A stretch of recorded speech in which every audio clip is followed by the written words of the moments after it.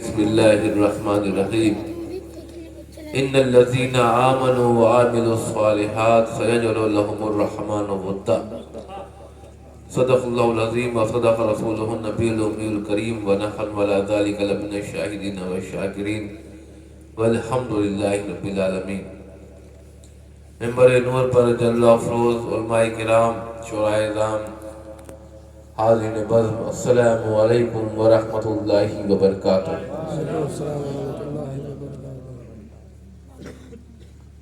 الحمدللہ ہم اور آپ ایک عظیم الشان محفل میں شرکت کر رہے ہیں. حضور غوث اعظم شیخ عبدالقادر جیلانی رضی اللہ تعالیٰ عنہ سے منسوب محفل ہے. اللہ تعالیٰ ہم سب کی حاضری کو قبول فرمائے اور دونوں جہان کی نعمتوں سے خوب مالا مال فرمائے. بیان کا وقت نہیں ہے، وقت بہت ہو چکا ہے. یہ آپ حضرات کی محبت ہے، عقیدت ہے کہ آپ ابھی تک بیٹھے ہوئے ہیں. اللہ آپ کو اس کا خوب جزائے خیر عطا فرمائے. میں نے جس آیت پاک کی تلاوت کرنے کا شرف حاصل کیا اس کا ترجمہ اور کچھ مختصر بیان کرنے سے پہلے نعت پاک کے چند اشعار پیش کرنے کی سعادت حاصل کر رہا ہوں. اس سے قبل ایک مرتبہ جھوم پہ درود پاک پڑھیں. اللہم صلی علی سیدنا مولانا محمد وعلی آل سیدنا مولانا محمد کما تحب وترضى بأن تصلی علیہ.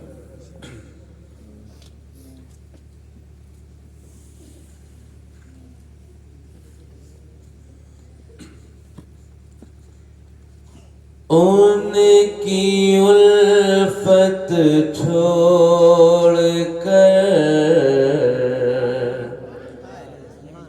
ان کی الفت چھوڑ کر، ان کا وسیلہ چھوڑ کر، ان کی الفت چھوڑ کر، ان کا وسیلہ چھوڑ کر، ان کی الفت چھوڑ کر، ان کا وسیلہ چھوڑ کر، روسیا ہو جاؤ گے، نوری طریقہ چھوڑ کر، روسیا ہو جاؤ گے، نوری طریقہ چھوڑ کر، ان کی الفت چھوڑ کر. اور یہ بھی شعر خاص طور سے پیش کر رہا ہوں، والد صاحب کا کلام ہے کہ جب چلے جائیں گے سب مرقد میں تنہا چھوڑ کر،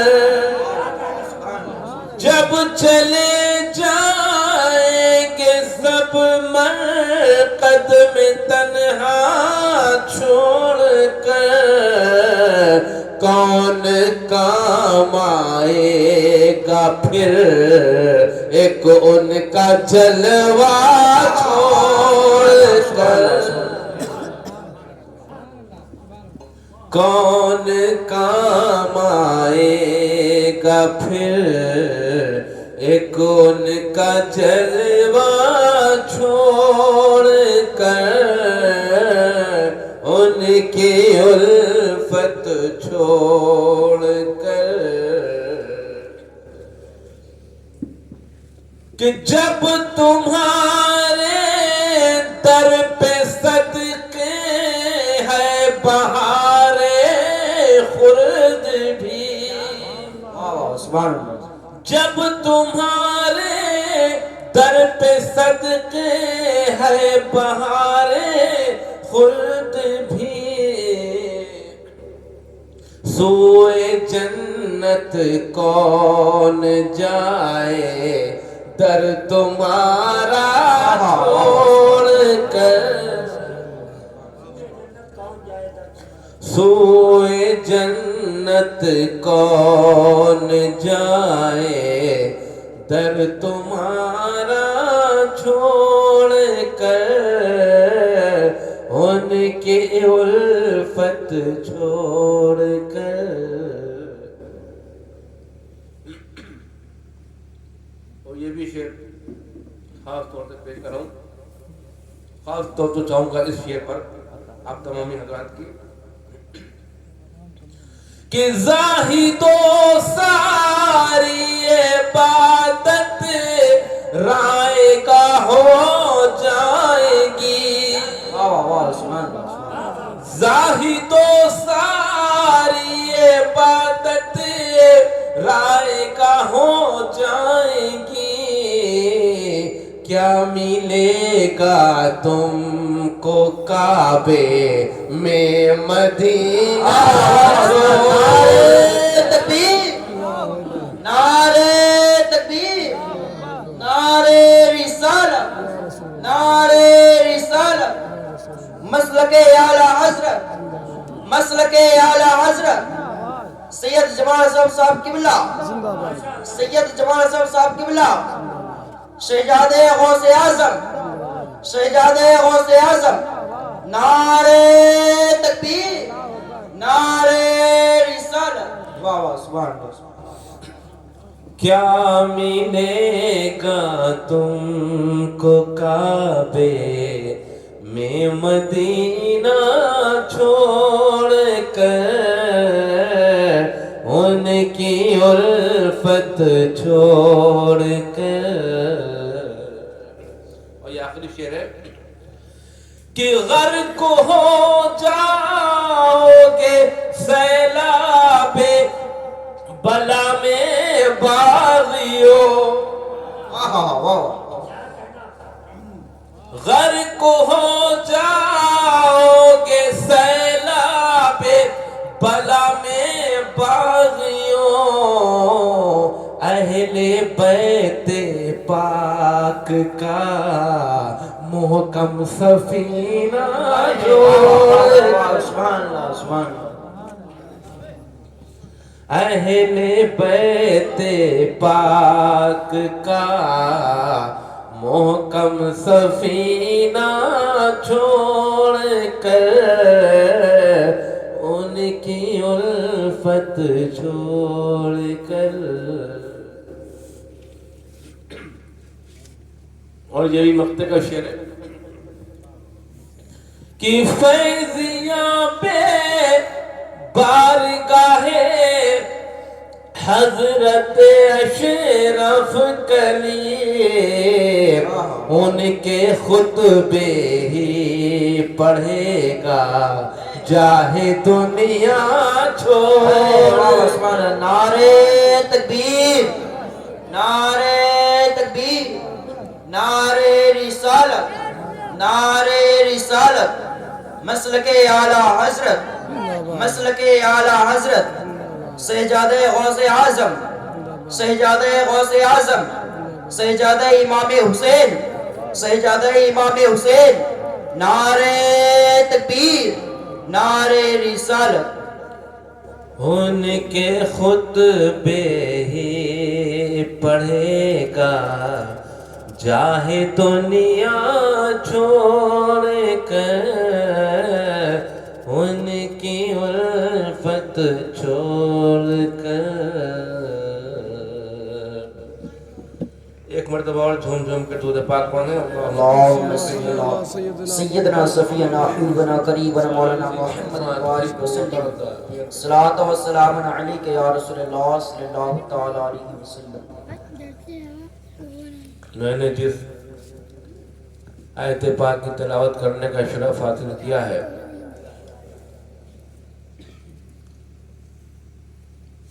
اس آیت پاک میں اللہ تعالیٰ ارشاد فرما رہا ہے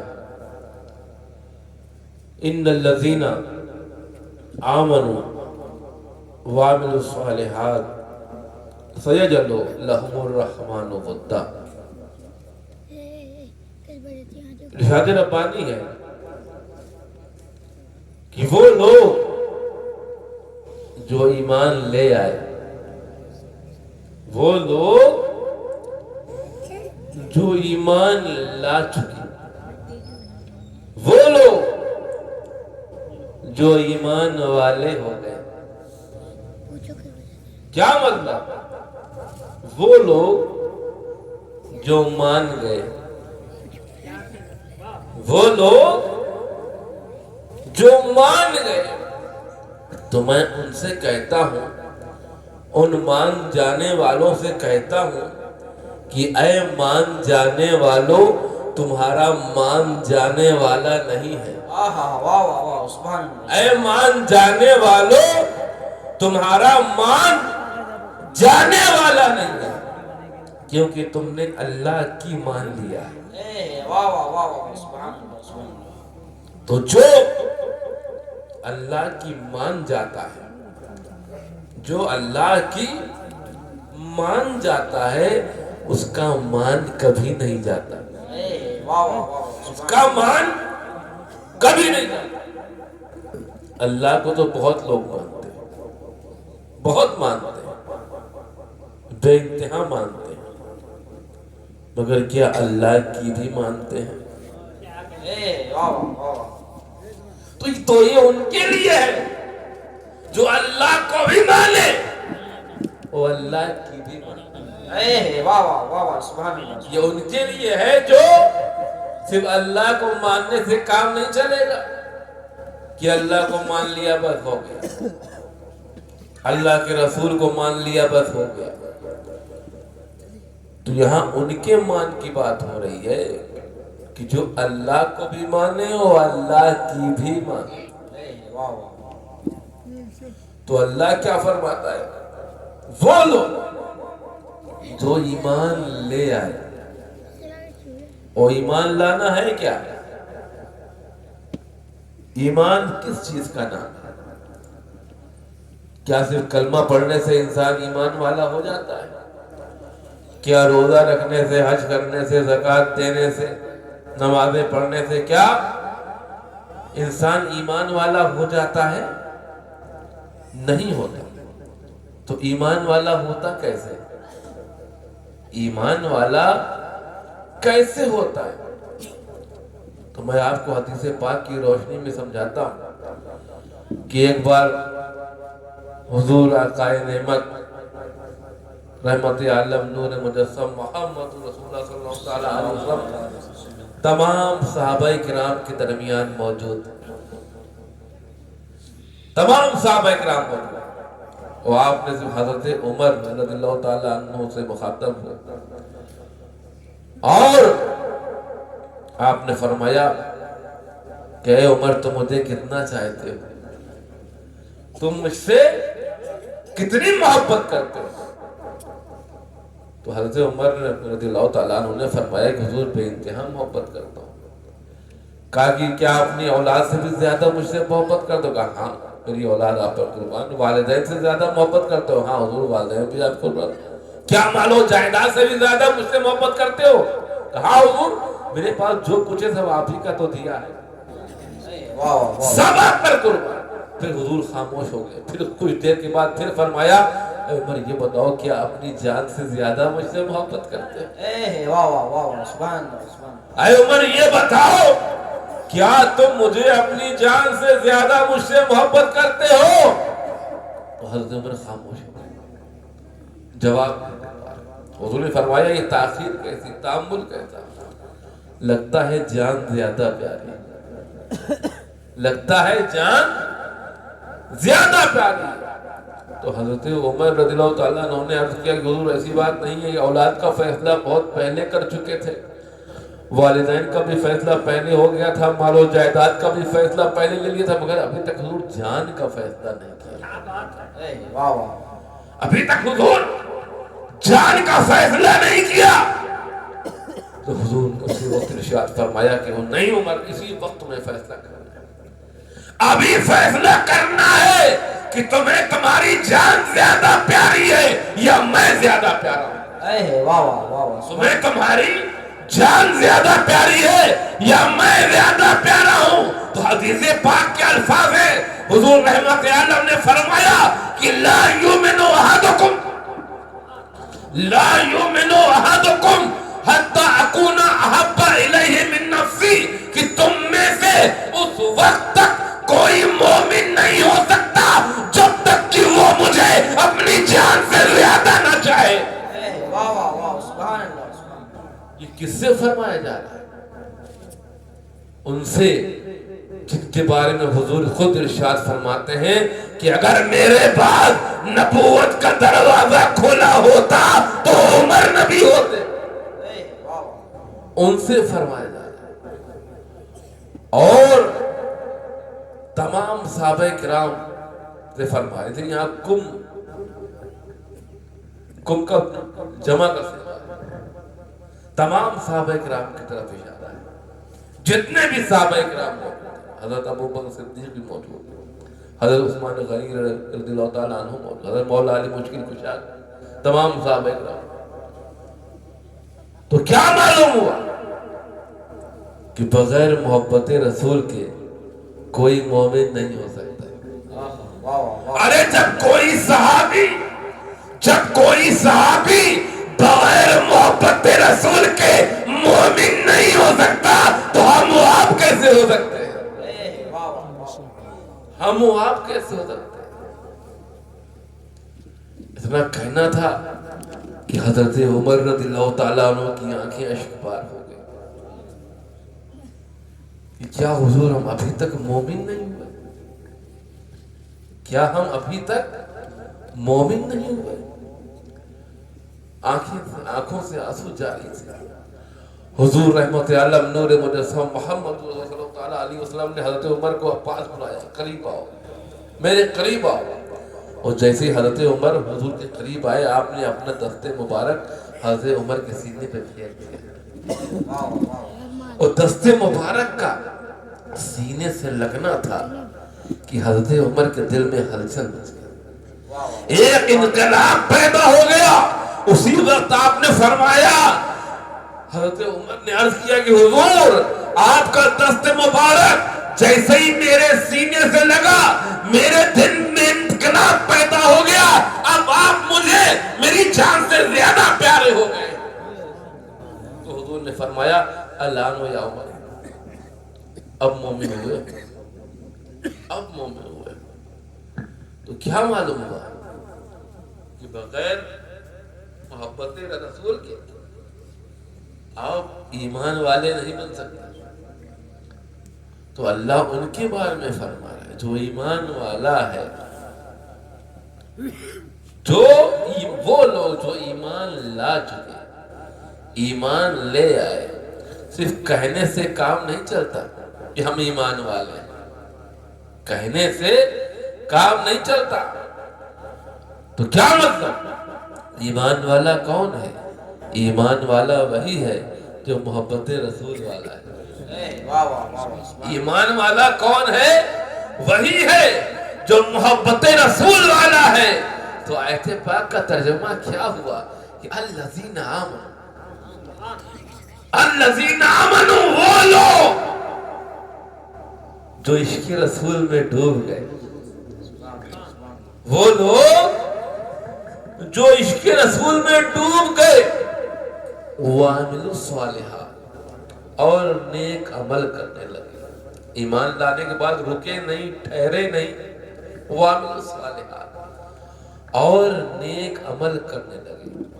اب نیک عمل کی تو بہت لمبی فہرست ہے، کہاں تک گناؤں کی نیک عمل کیا کیا ہے؟ نماز نیک عمل ہے، روزہ نیک عمل ہے، حج نیک عمل ہے، زکوٰۃ نیک عمل ہے، والدین کی خدمت کرنا نیک عمل ہے، بچوں کی اچھی تعلیم و تربیت کرنا نیک عمل ہے، بیواؤں کا سہارا بننا نیک عمل ہے، یتیموں کے سر پہ ہاتھ رکھنا نیک عمل ہے، بھوکے کو کھانا کھلانا نیک عمل ہے، ننگے کو کپڑا پہنانا نیک عمل ہے۔ کہاں تک گناؤں؟ بڑی لمبی فہرست ہے، بس ایک لفظ ایسا بتا دوں جس کے دامن میں سارے نیک اعمال آ جائیں۔